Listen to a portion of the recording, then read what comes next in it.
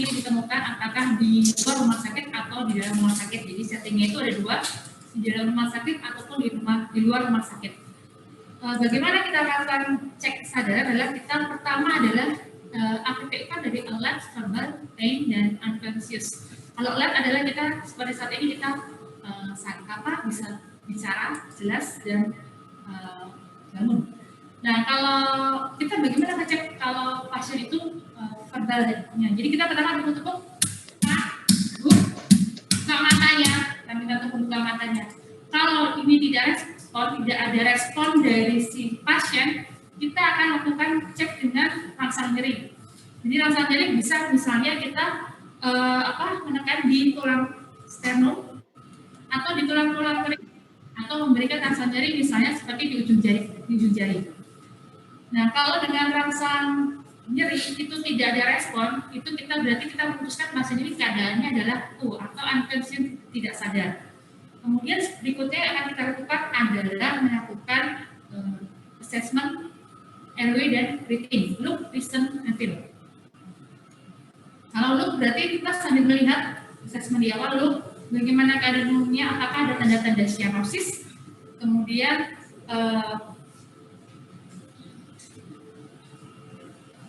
setelah itu adakah seperti perdarahan dari hidung, apakah dari telinga atau dari mulut.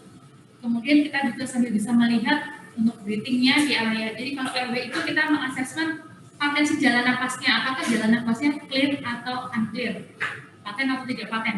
Kalau breathing kita akan menilai bagaimanakah untuk oksigenasinya, di situ meliputi dari pernapasannya.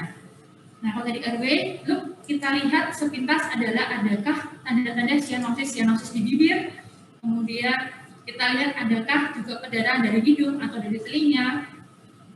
Kemudian setelah itu juga kita lihat apakah pasien ini gelisah atau tidak. Kemudian untuk breathing, kita melihat, kita menghitung pertama adalah RR-nya, terus pengembangan dadanya apakah simetris apa tidak. Kemudian listen, untuk airway kita listen adakah suara tambahan yang berada di orofaring seperti adakah gargling. Gargling itu ada cairan, berarti seperti orang berkumur, snoring, seperti orang mengorok. Kemudian kalau untuk di breathing kita akan mendengarkan dengan auskultasi, ya. Jadi kalau adalah kita melihat seperti ini, listen, kita condongkan sedikit telinga sambil melihat ke arah dadanya. Jadi pada saat yang bersamaan kita bisa melakukan assessment breathing. Bagaimanakah pergerakan dadanya, apakah simetris atau tidak? Kemudian RR-nya bisa kita hitung. Dan jangan lupa untuk dilakukan pemasangan saturasi oksigen. Tekniknya adalah kalau memasang saturasi oksigen, ini kita nyalakan dulu.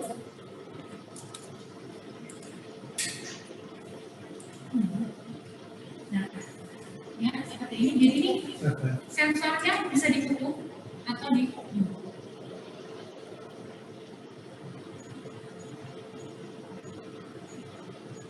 Nah, ini yang akan muncul di saturasi ini adalah SpO2 dan heart rate-nya. Ya, jadi tetap harus dipasang. Kemudian tadi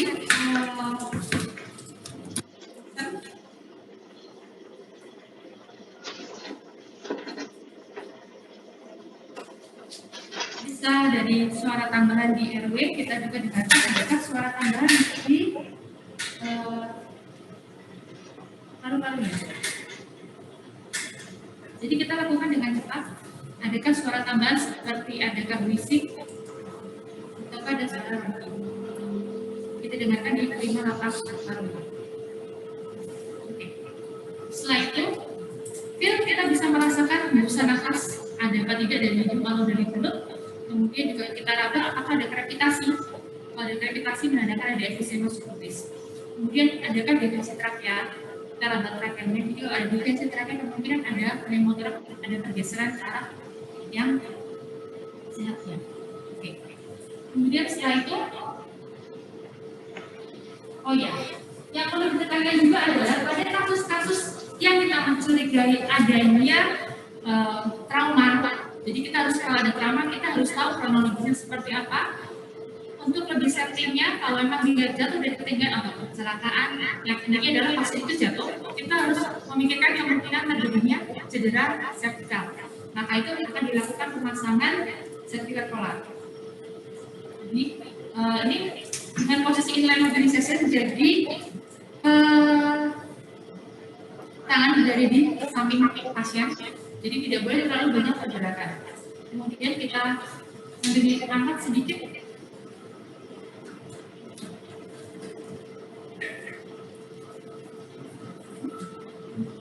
Kita masukkan seperti ini.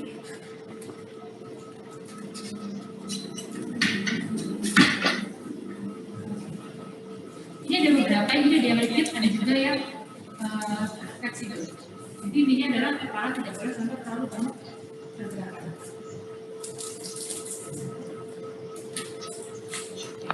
Ya. Ini setelah dipasang, kemudian setelah itu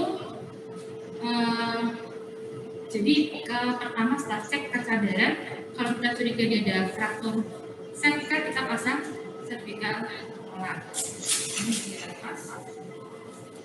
Kemudian, nah setelah kalian melakukan asesmen airway dan breathing, yang perlu kita pilih adalah apakah dari asesmen tadi ada problem. Nah, kalau ada problem berarti ada yang harus Anda lakukan.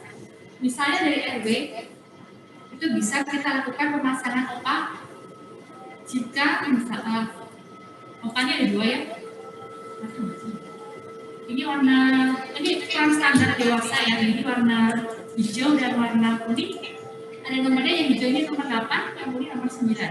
Umumnya hijau untuk perempuan, yang laki-laki menggunakan yang kuning. Caranya adalah kita mengukur di sini ujung bibir ke arah radius, ya seperti ini. Kapan digunakannya? Anda nanti buka kembali ke dasar teorinya. Jadi di sini dilakukan bisa terdengar snoring.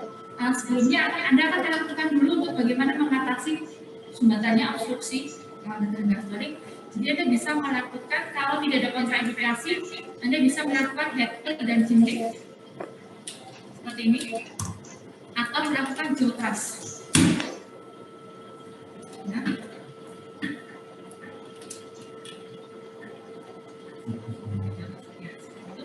Tetapi kalau tetap itu membaik, kemudian tetapi setelah dilepas terdengar lagi snoring, maka dilakukan pemasangan OPA. Ya. Cara pasangnya adalah, jadi kita buka.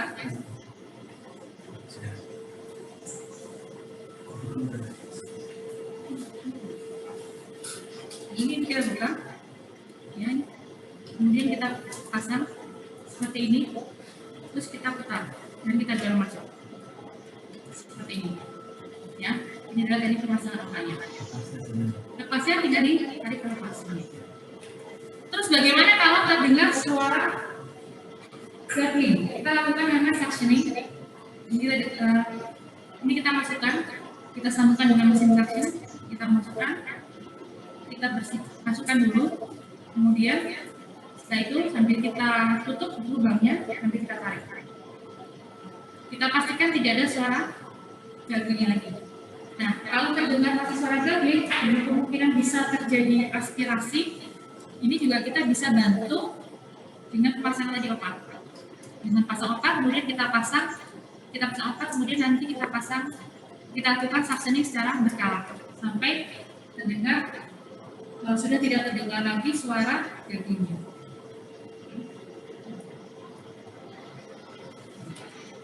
Terus berikutnya adalah bagaimana kita melakukan pemberian suplementasi oksigen yang tepat. Jadi kalau pasiennya masih sadar, dalam arti sadar kesadarannya misalnya verbal, masa verbal masih ada atau sendiri, kita bisa berikan tambahan suplementasi oksigen. Jadi kalau pada keadaan tertentu, kita berikan juga NRM. Ya, ini NRM.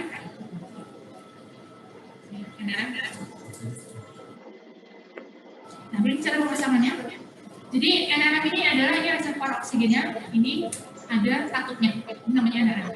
Cara pemasangannya adalah disambungkan, kemudian kita nyalakan oksigennya, kita berikan 10-15 liter, kita kembangkan, nanti dia akan mengisi. Kemudian cara pemasangannya, jadi harus dipastikan Ini bentuknya seperti ini. Jadi ini yang di atasnya adalah lukanya di hidung, sedangkan yang ini menutupi area mulut. Jadi jadinya dikenakan. Oke, seperti ini.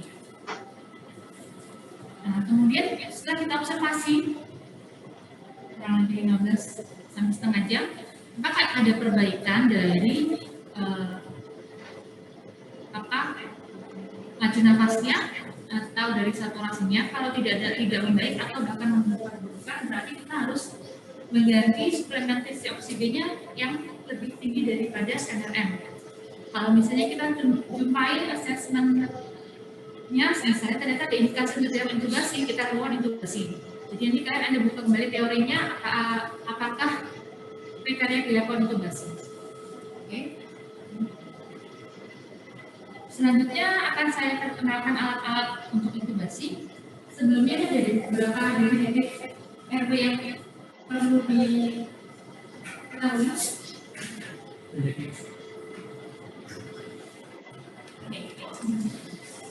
Ini yang namanya adalah PA. Kita maksudnya dari ini nasa nanti kalau saya. Teknik pemasangannya ini juga bisa dilakukan. Kita akan dulu dari ujung hidung sampai ke arah radiusnya. Kemudian kita kasih ambil jeli.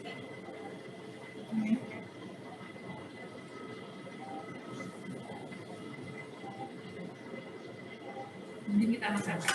Masangnya adalah ini saraf. Jadi ini yang sisi tajamnya. Indikasinya adalah kalau pasiennya masih ada rasa muntah.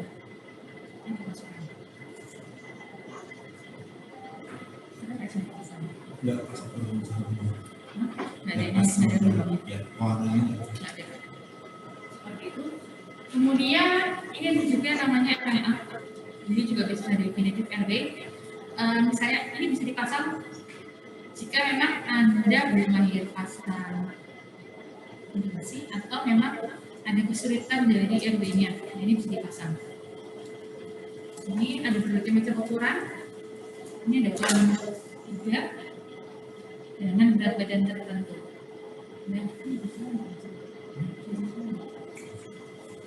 Kemudian ini juga namanya yang surgical RW. Ini adalah tracheostomy. Ya, untuk tracheostomy ini adalah namanya juga. Ini yang termasuk surgical RW. Kalau itu ada Oke. Berikutnya untuk intubasi.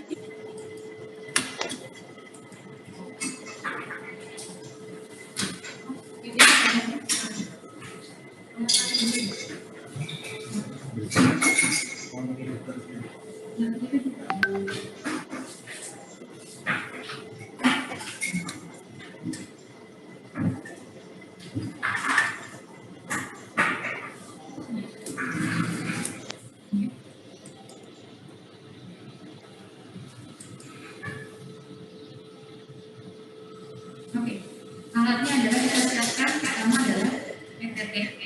Kita siapkan 2 ukuran. Kalau untuk dewasa perempuan 6,5 dan 7, sedangkan untuk dewasa laki-laki 7 dan 7,5 ini ada nomornya. Kemudian silat paling mokok dan beratnya dia menyala. Cara pasangnya adalah seperti ini. Lihat ya, ini garis ini. Seperti ini. Nah, ini tuh juga seperti ini. Lebih jelas ya.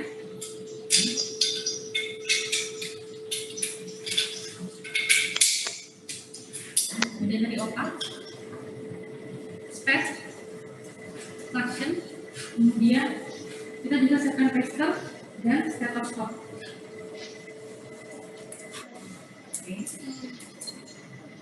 Kemudian yang penting adalah juga kita harus mengecek apakah EKG ini bocor atau tidak. Itu dipasang, sampai kita menyiapkan alatnya, kita awasi pasiennya, kemudian juga kita siapkan. Jadi kita bisa dulu alatnya, karena kita berikan sedikit saja.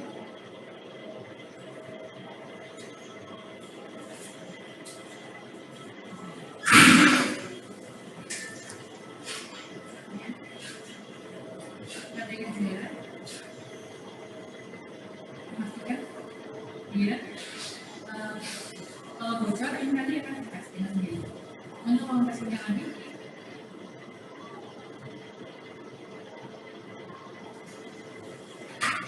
kemudian kita setelah pastikan aman kita pasang skilletnya.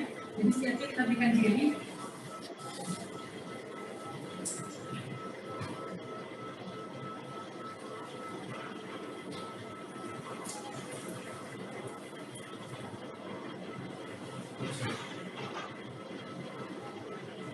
Ini sedikit lagi.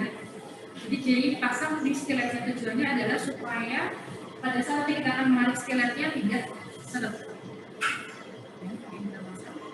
Mengikuti arah lengkungan dari FPTD. Ini kita siapkan. Ini harus dilakukan 2 orang. Yang satu nanti akan melakukan pemeriksaan auskultasi, yang satunya dia akan melakukan inkubasinya. Dan juga kita persiapan obat-obatan emergensi.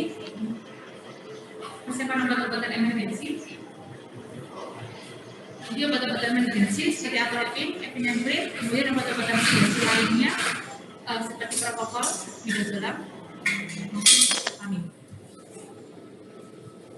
Juga jangan-jangan kita siapkan ini Defarmas. Nah, untuk tekniknya Defarmas adalah kita sambungkan dengan sumber oksigen dulu. Ini kemudian endingnya seperti ini. Ini karena bentuknya segitiga, jadi ini harus berada tepat di hidung. Kemudian yang lebar berada menutupi area mulutnya. Endingnya adalah seperti ini, C, T.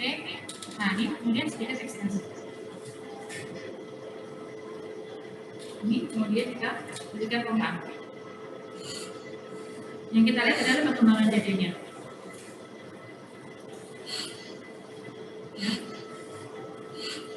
Kapan kita melakukan ini adalah salah satu juga digunakan untuk teknik oksigenasi. Nah untuk pemberiannya adalah di sini kita berikan kurang lebih seperempatnya saja supaya tidak mempengaruhi tekanan intratorak ini. Ya seperti itu. Kemudian kita lakukan sampai saturasi di atas 95%. Oke, jadi obat-obatan kita masukkan. Setelah itu kita tunggu hasilnya sudah relax. Kita lihat saturasinya. Jika saturasi sudah di atas 95, kita bisa lakukan intubasi. Saturasi sudah 97.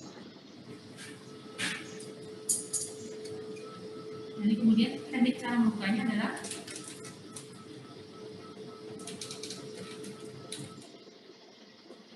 yang disisihkan lidahnya. Di arah samping ke kanan.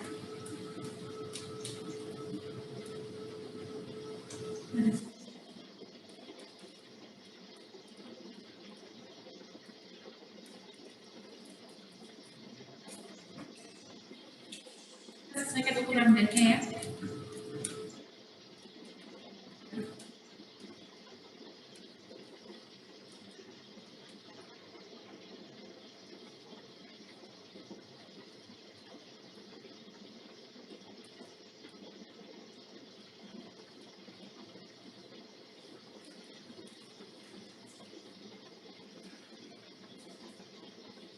Kita masukkan ikannya adalah yang ini.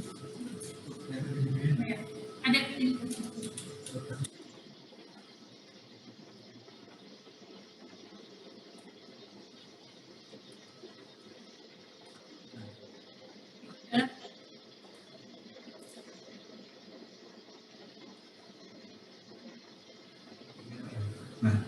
Yang ada garis 2 putih itu adalah ikannya.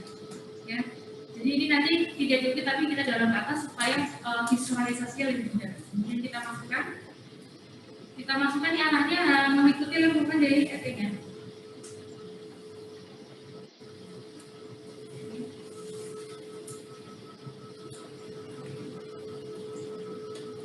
Setelah itu kita lepas skilletnya.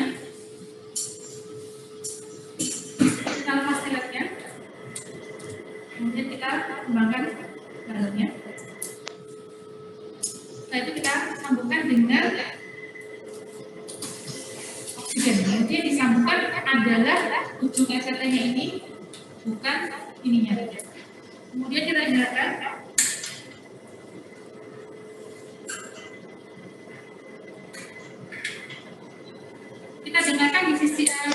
sisi, jadi di pompa, jadi apek kanan, apek kiri, kemudian di dasar, dan yang penting di lambung. Selain kita dengarkan suaranya masuk apa tidak, kita harus perhatikan apakah sisi kanan dan sisi kiri sama. Kalau sisi kanan terdengar lebih jelas daripada yang kiri, berarti harus kita tarik karena berarti kedalaman.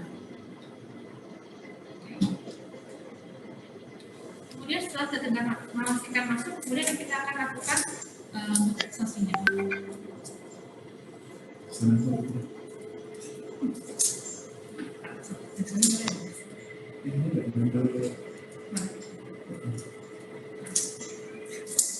Sambil kita pompa. Nah, kalau pasiennya akut, kita akan memberikan ventilasinya kurang lebih 10 sampai 12 kali per menit. 1, 2, 3, 4, 5, 6, 1, 2, 3, 4, 5, 6. Seperti itu. Tapi kalau pasiennya yang bernafas, kita akan mengikuti pola pernafasannya. Jadi kita basicnya adalah memberikan volume tambahan di akhir ekspirasi awal inspirasi. Oke. Kemudian setelah itu kita pasang otak kembali mencegah tetenya tidak terjadi.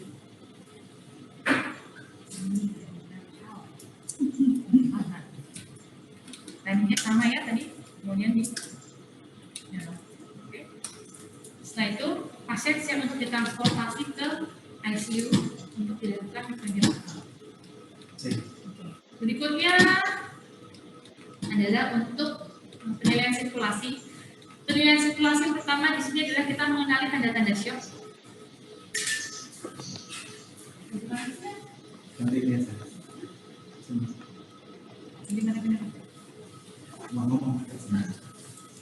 Jadi yang berikutnya adalah untuk tanda-tanda sirkulasi kita akan melakukan bagaimana melakukan penilaian untuk sirkulasi. Yang pertama karena sirkulasi berkaitan dengan volume, berarti kita akan melakukan pengecekan tekanan darah. Mana itu?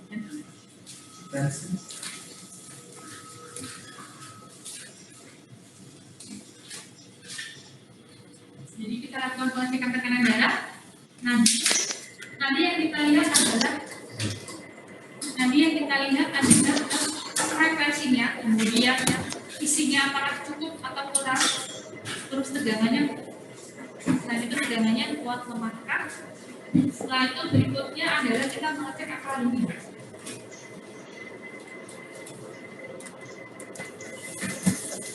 Jadi tetapnya dilakukan pemasangan MC. Kemudian kita mengecek nadinya adalah di nadi pada arteri radialis. Ya, jadi kita akan mengecek nadi di arteri radialis. Kita hitung frekuensinya dalam 1 menit, kemudian isinya apakah kurang, kemudian tegangannya.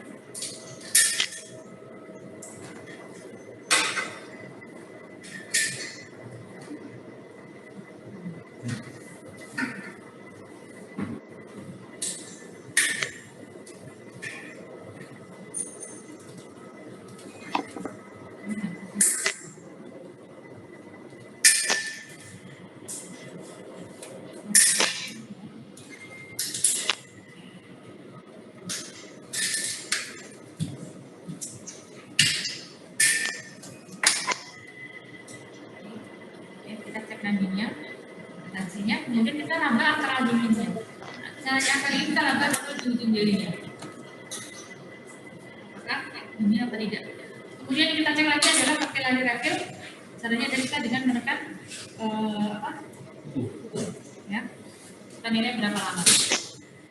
Apakah kurang atau lebih? Oke, ini untuk yang penilaian tanda-tanda shocknya. Kemudian yang berikutnya adalah kita akan melakukan bagaimana teknik melakukan kompresi dan ventilasi dengan benar.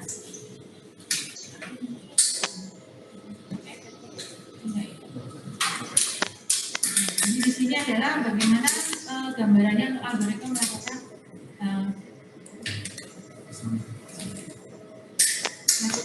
SPP, ya.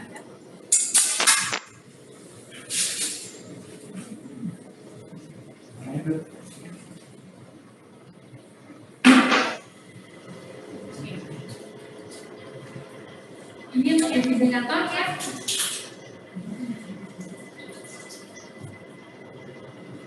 Ventilator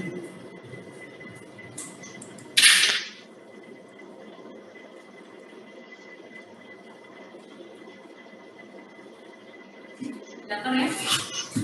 Jadi ventilator ada di IGD ataupun di unit-unit khusus seperti ICU dan instansi hubungan sentral. Kemudian ada juga yang namanya AED. AED-nya ada. Nanti kita pakai AED. Nah, ventilator ini harus selalu terpasang dengan sumber listrik.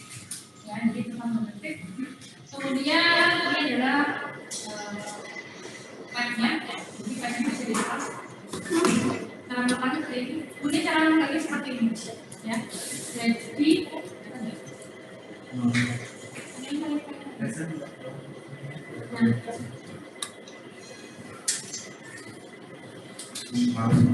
sebelum paling bawah ini. Sebelum paling bawah. Sebelum bawah. Nah, atasnya bawah. Bawahnya itu. ya, jadi ini umumnya rata-rata di tempat yang kita lepas. Kita lepas saya kita pakai. Selama dia tidak bisa dari ini tidak mengikat. Kemudian ini. Cara saya seperti ini. Jadi ini tombol putih ini adalah tombol untuk memberikan listrik dan harus selalu berada di jempol. Ya. Kemudian kita nyalakan dulu. Kita nyalakan. Kemudian kita berikan jelly. Kita berikan jelly.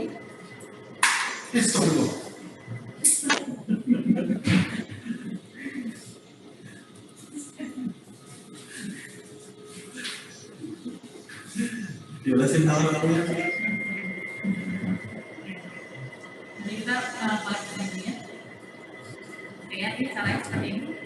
Kemudian nanti kita setting akankah kita berikan berapa joule. Kalau ini yang sono fasik jadi 360, karena yang sekarang terbaru rata-rata modelnya di fasik jadi ada 200. Ya. Kalau di ventilator ini dia sifatnya adalah asynchronous. Ya. Kemudian setelah itu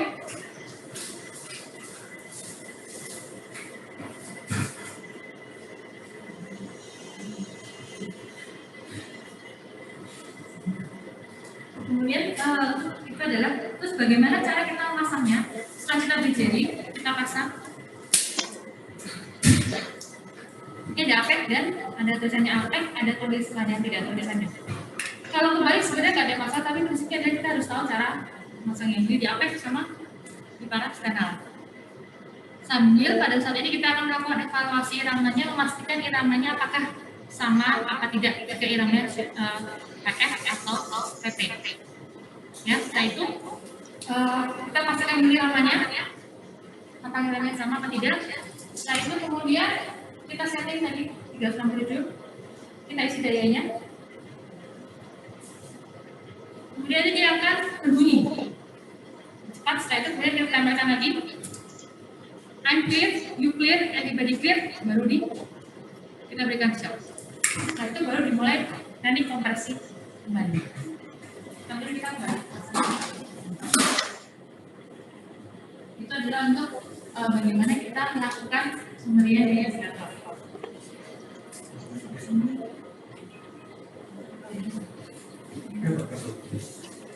Ini adalah AED. AED adalah otomatis. Dia otomatis akan memberikan dengan penadaannya.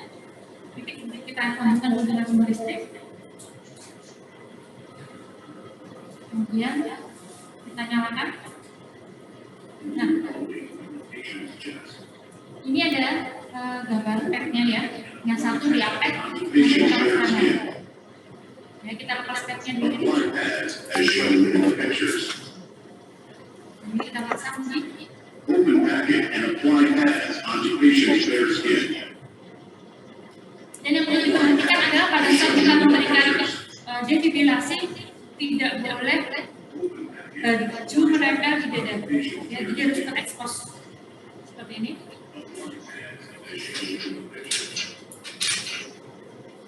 Itu kita akan tadi panas-panas.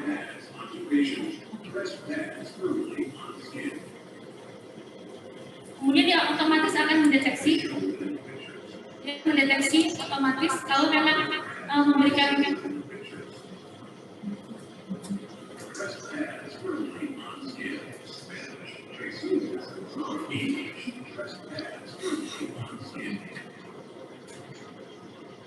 nah nanti otomatis dia akan memberikan instruksi pemberian shock, ada bunyinya. Nah jika pemberian disarankan ada bunyi lakukan shock, kita prosedurnya sama, I'm clear, you clear, everybody clear, kemudian kita berikan tombolnya ya, tekan tombol yang ada tanda antara listriknya.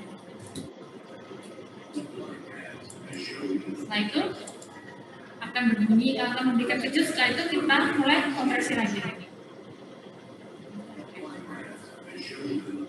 Ya, jadi tadi kita sambungkan listrik, kita nyalakan, tempelkan, dia akan segera mendeteksi. Setelah itu akan memberikan gambar, diberikan shock atau tidak. Kalau akan memberikan shock, I'm clear, you clear, tidak boleh yang menempel. Kemudian kita tekan tombol listriknya. Setelah itu, setelah diberikan, kita mulai lagi dengan kompresi. Oke, sampai sini cukup jelas.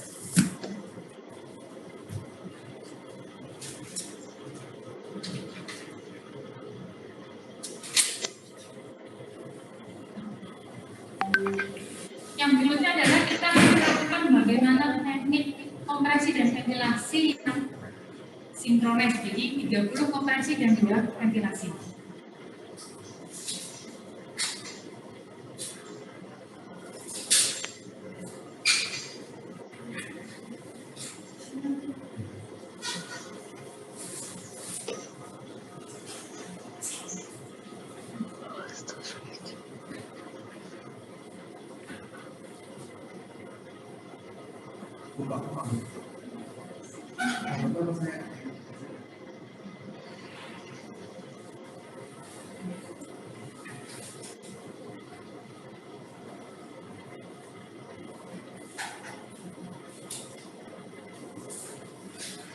Jadi nanti kalian harus pelajari benar algoritmanya ya. Jadi besok adalah kita bagaimana mengaplikasikan langsung skill-skillnya. Jadi pada besok kita akan skill saja. Jadi kita lebih banyak untuk ke hands on dengan anak ini ya. Untuk teknik kompresi 30/2 kita harus melakukan dengan kedalaman minimal 5, tidak boleh lebih dari 6 cm. Kemudian kecepatannya 120 kali per menit. Kemudian setelah itu kita harus memberikan dada untuk recoil. Nah, kemudian titiknya di mana kita melakukan kompresi adalah ini.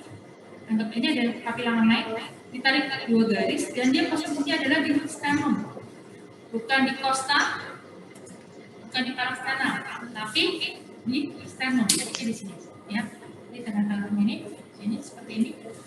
Kemudian kalau pasien letaknya ada di bawah, kita tidak ada. Tapi kalau lebih dekat kita harus naik ke tempat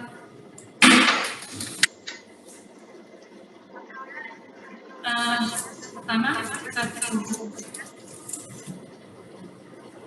sama dari cek respon. Kemudian ke arah nyeri, kita tidak ada respon. Kemudian kita cek nadinya. Cek nadinya adalah di arteri karotis, bukan di arteri radialis. Ya. Sama aja tidak ada masalah. Ini dari trakea kita geser kurang lebih 2 cm atau 2 jari ke arah lateral. Ya, kita menerapkan.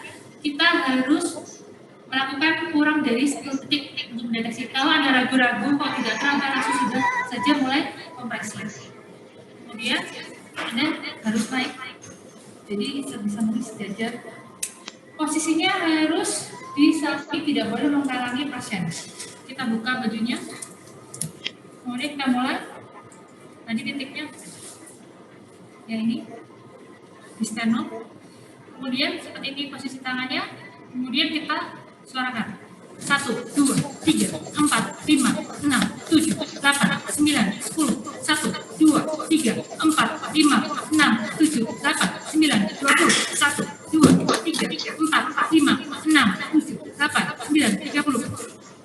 Kemudian kita berikan ventilasi sama tekniknya ya, seperti tadi. 1, 2. Kemudian kita mulai lagi selama 5 siklus. 1, 1, 2, 3, 4, 5, 6, 7, 8, 9, 10, 1, 2, 3, 4, 5, 6, 7, 8, 9, 20, 1, 2, 3, 4, 5, 6, 7, 8, 9, 30.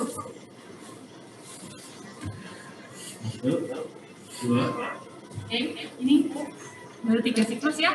1, 2, 3, 4, 5, 6, 7, 8, 9, 10. 1, 2, 3, 4, 5, 6, 7, 8, 9, 20. 1, 2, 3, 4, 5, 6, 7, 8, 9, 30.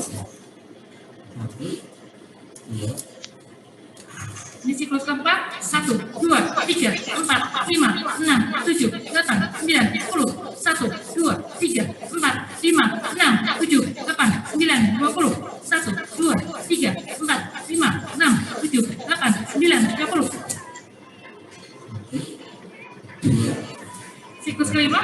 1, 2, 3, 4, 5, 6, 7, 8, 9, 10. 1, 2, 3, 4, 5, 6, 7, 8, 9, 20. 1, 2, 3, 4, 5, 6, 7, 8, 9, 30.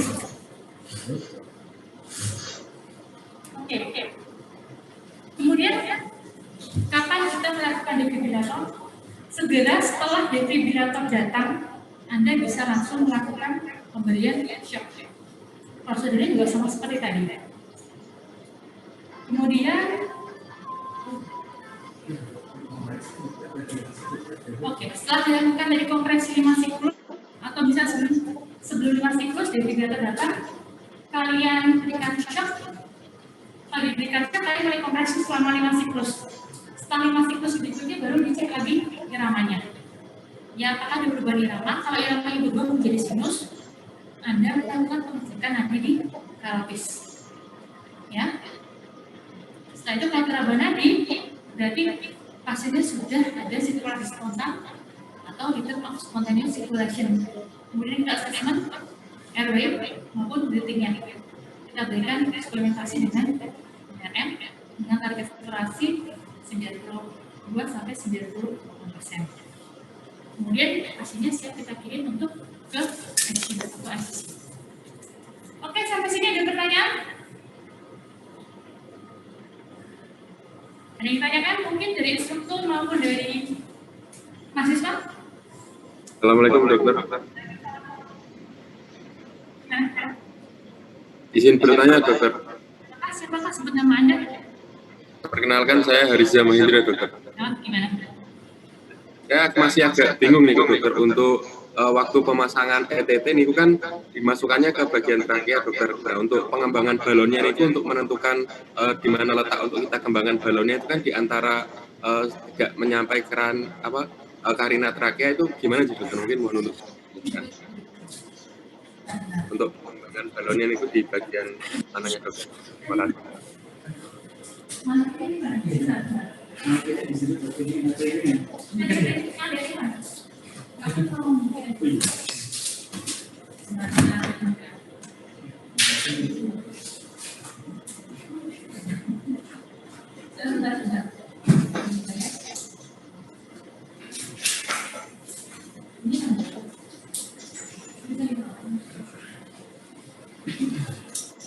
Apa pemain dari ini?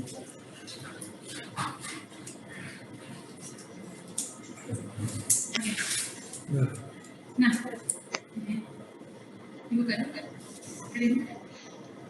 jadi ini semua ETP ada tanda dua ini, ya, ada tanda ini, kelihatan ya, kelihatan.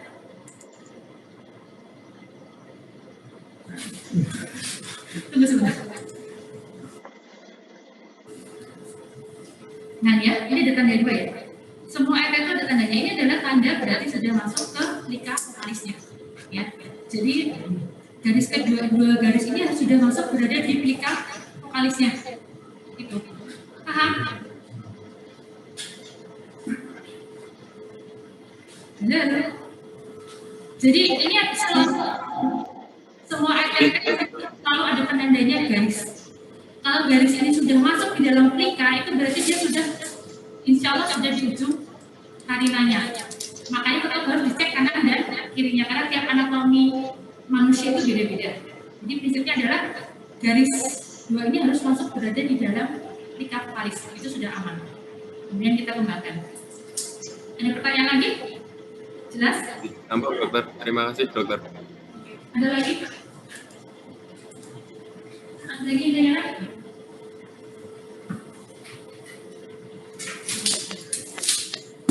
Bagaimana? Sudah jelas? Kalau sudah selesai, ini kemudian kita buang ke tempat infeksius dan kemudian kita lakukan sekarang. Ya. Ada lagi yang ditanyakan? Sudah jelas? Assalamualaikum dokter. Ya.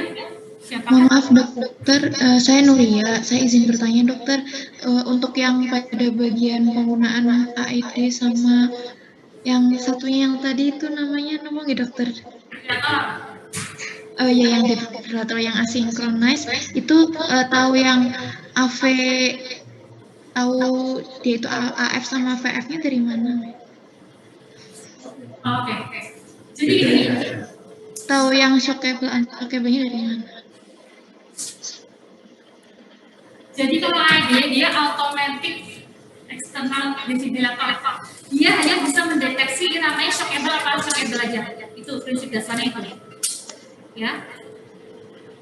Jadi dia hanya bisa mendeteksi ini apa shockable atau shockable. Kalau shockable nanti dia akan memberikan lampu atau bunyi kan yang lakukan shock. Lalu kita tinggal tekan tombolnya saja. Ya, ini ada tombolnya. Ya, kita tekan tombolnya saja, kita sambungkan sumber listrik. Beberapa juga dia ada baterainya ya, jadi dia pakai baterai, kemudian kita nyalakan, kemudian kita tempelkan tabnya. Biarkan kita tunggu sebentar. Jadi pada saat kita menunggu itu ada misalnya kita ahli datang, kita harus siap-siap kita berikan dulu kompresi pasiennya. Nah, begitu alatnya sudah disambung-sambungkan, stop kompresi, kemudian lepas padnya ditempelkan di apek maupun di parasternal. Kita beri waktu sebentar, dia nggak lama Pak, sampai 10 detik, dia akan segera menyampaikan apakah dia shockable atau unshockable. Begitu dia bilang shockable, dia otomatis langsung memberikan perintahnya adalah melakukan shock. Perintahnya shock atau langsung bunyi. Nah itu kita langsung memberikan shock. Sebelum berikan shock, kita harus memastikan tidak ada yang menempel dengan pasien, baik kita sebagai penolong maupun benda-benda lain yang logamnya ada logam. Ya, begitu dia mengindikasikan bunyi, berikan shock, clear atau ada Anda bebas segera tekan tombol shocknya. Dia akan memberikan otomatis dengan sendiri tanpa kita memperhitungkan berapa joule yang kita berikan. Itu AED. Ini rata-rata digunakan di tempat-tempat publik, ya, jadi lebih mudah untuk orang awam menggunakannya atau tenaga non medis. Ya. Ini kemudian kalau defibrillator ini dia ada kecuali emergency yang seperti ini ya. Dia di versi dia selalu akan ada monitor di sebelah sini. Jadi dengan cukup kita menempelkan pad-nya ini dia langsung mendeteksi iramanya. Jadi dia akan muncul. Harus dibaca. Ada kita muncul iramanya apa dan kita harus memutuskan apakah dia VF atau PT. Kalau PT kita cek ulang dengan nadinya, tapi umumnya kalau PT begitu misalnya dia dari awal sudah tidak ada nadi, bisa kita langsung berikan shocknya. Gitu. Ada pertanyaan? Jelas? Berarti langsung dari itunya nih dokter, langsung dari yang defibrillator itu langsung memberikan sinyal bahwa itu langsung kita tempelkan ke apek dan parasternal, dia otomatis juga akan langsung membaca. Cuma tergantung kita yang bisa intervensi cepat apa tidak.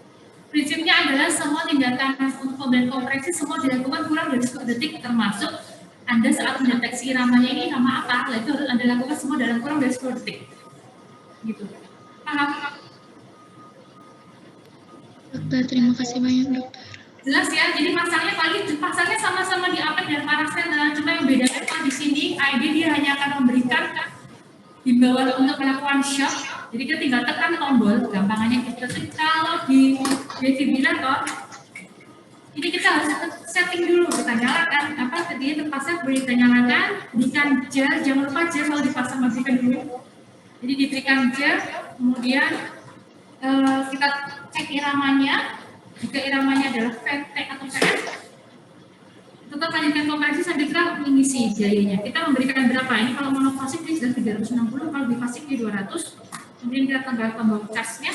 Di beberapa seri dia tombol charge-nya malah ada di pad-nya ini. Kita tekan sampai dia berbunyi. Begitu full dia akan berkedip, ada tanda alarmnya. Kemudian kita tempelkan dengan pastel, langsung kita berikan kedip. Seperti itu. Ya, ada lagi yang tanyakan? Jelas ya?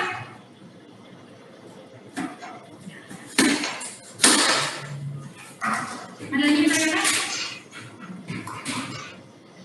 Ada lagi yang tanyakan? Assalamualaikum dokter, izin bertanya. Ya. Nama saya Mas Faruk, dokter izin bertanya. Tadi mengenai pemasangan cervical collar, apakah misalnya ada skenario pasien KLL, itu langsung kita pasang cervical collar baru pemeriksaan atau kita nilai pemeriksaannya dulu ya dok? Pemeriksaan kesadaran lalu AVPU dan sebagainya baru cervical collar dokter. Kalau namanya gawat darurat adalah kita satu tim ya. Jadi di sini adalah kita dokter adalah leader. Jadi kita minta langsung pada saat yang sama langsung kita curiga nih dia KLL. Untuk lebih awalnya ada sambil ngecek kesadaran bisa minta untuk dipasang cervical collar-nya. Gitu. Jadi bisa sambil cek kesadaran, pada saat cek kesadaran Anda juga bisa langsung Anda putuskan untuk langsung pasang cervical collar, nggak masalah. Yang penting prinsipnya adalah jika ada curiga jatuh, pokoknya prinsipnya adalah jatuh, karena kita tidak tahu mekanisme jatuh seperti apa, ada benturan apa tidak, kita cek dulu dan kita pasangan dengan cervical collar, seperti itu. Jelas? Jelas dokter. Izin bertanya satu kali lagi dokter. Untuk tadi kalau dipasang OPA lalu suction, nah itu saya masih kurang paham suctionnya itu di dalam lubangnya OPA itu atau di sekitarnya boleh kita lakukan suction juga gitu dokter. Terima kasih. Jadi ini bisa di dalam suction di dalamnya, bisa di kanan kirinya, ya. Jadi masuk di dalam sini atau kanan kiri juga bisa. Yang penting adalah gagangnya tidak terdengar, prinsip dasarnya itu. Gitu. Paham? Paham dokter, terima kasih banyak dokter. Ada lagi yang tanyakan? Ada yang tanyakan?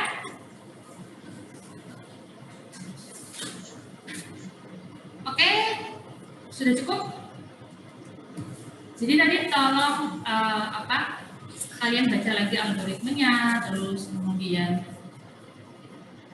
algoritma AH 2020 tolong dipelajari lagi.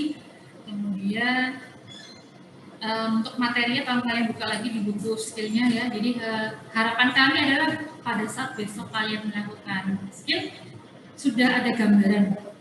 Jadi kemungkinan besar besok kami akan berikan dalam bentuk skenario dalam waktu 40 menit itu nanti diputuskan siapa yang akan jadi leadernya, kemudian temannya lain kita akan bermain role play seperti itu. Ada lagi pertanyaan? Sudah jelas semua? Jadi kalau ada yang kurang jelas atau nanti kalian bingung, oke itu nggak masalah, yang penting kalian tahu prinsip-prinsip dasarnya tindakannya seperti apa itu. Kalau masih bingung itu wajar, jadi karena kalian belum menghadapi manakin dan situasinya, jadi nanti harapan kami adalah kalian pada saat berusaha kalian sudah siap untuk melakukan. Kalau masih ini gimana sih kok sensasinya, dan besok pada saat itu kalian akan langsung hands on dengan manakinnya. Gitu. Ada lagi yang ditanyakan? Maaf dokter, saya ingin bertanya. Tadi untuk saya Feby. Ya. Jadi tadi kalau setelah pemasangan ETT, setelah itu wajib dipasang OPA atau tidak? Wajib dipasang OPA. Tujuannya adalah supaya tidak tergigit ET-nya kalau pasiennya sadar. Kadang kan pasien tidur tuh, kita tidurkan atau turunkan. Nah, kadang begitu bangun pasien bingung kok dia terpasang alat, itu pada berontak ya, supaya tidak tergigit ET-nya. Nah, kalau pasien sudah kooperatif, nggak apa-apa ET-nya dilepas, OPA-nya dilepas. Tetapi kalau pasiennya belum kooperatif, ET-nya OPA-nya bisa dipasang. Kalau dia berusaha mengeluarkan OPA-nya nggak ada masalah sih. Yang penting tujuan awalnya adalah supaya ET-nya tidak tergigit. Itu aja. Ada lagi? Dokter, saya izin bertanya, dokter. Perkenalkan, nama saya Vivika Aprilianti. Saya izin bertanya untuk yang dari sistem preoksigenasinya itu, apakah pengembangan dari balonnya itu ditekan lepas-lepas atau tekan lepas, dokter? Jadi prinsipnya adalah, kalau di prinsip itu adalah pemberian frekuensi nafas yang benar, bukan dengan tekan lepas. Jadi prinsipnya ada pemberian nafas sesuai frekuensi nafas orang normal pada umumnya, jadi 10 sampai 12 kali per menit. Berarti Anda hitung sendiri saja, berarti kalau dalam Anda memberikan 12 kali per menit, berarti Anda akan memberikan nafas setiap berapa detik? Setiap berapa detik berarti? 5 detik, dokter. Nah, berarti caranya gini. Ya, hitung aja gini. Ini kan volumenya kurang lebih 2 liter. Taruhlah kasarnya gampang aja, kalian nggak usah memberikan full seperti ini. Anda berikan cukup kurang lebih seperempatnya saja. Oke,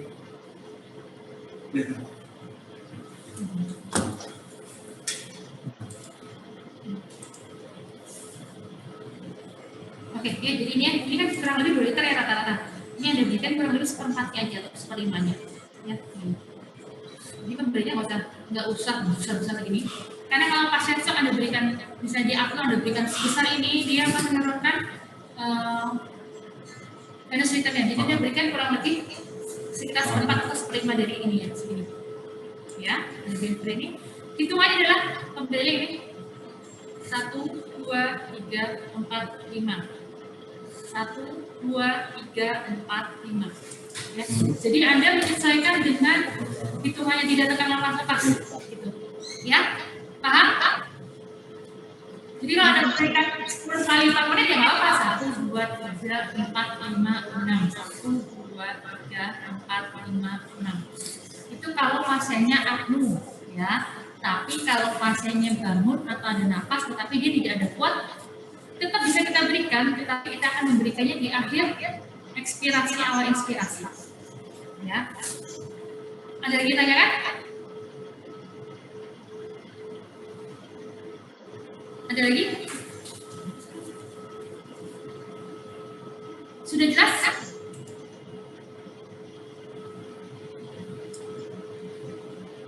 Oke, jika tidak ada, saya akhiri untuk pertemuan pada siang hari ini. Mohon dimaafkan bila ada kekurangan. Sekian, saya tutup. Wassalamualaikum warahmatullahi wabarakatuh. Waalaikumsalam. Ya, dokter. Terima kasih banyak, dokter.